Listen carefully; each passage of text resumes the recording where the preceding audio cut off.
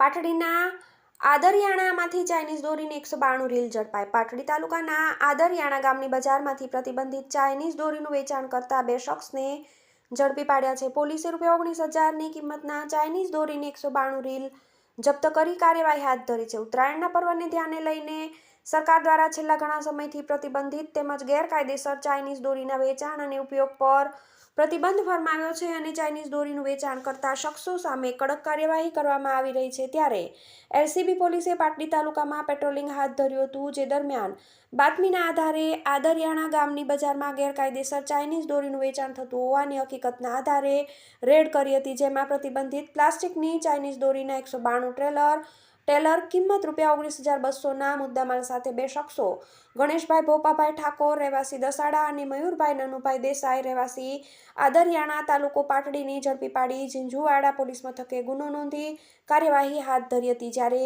બજાર વિસ્તારમાં પ્રતિબંધિત ચાઇનીઝ દોરીનું વેચાણ થતું હોવા છતાં સ્થાનિક પોલીસ દ્વારા કોઈપણ જાતની કાર્યવાહી કરવામાં ન આવતા પોલીસની કામગીરી સામે અનેક સવાલો ઊભા થયા છે. તેમજ પ્રતિબંધિત ચાઇનીઝ દોરીનું વેચાણ કરતા શખ્સોમાં પણ આ બનાવને લઈ ફફડાટ ફેલાઈ ગયો હતો. TV18 news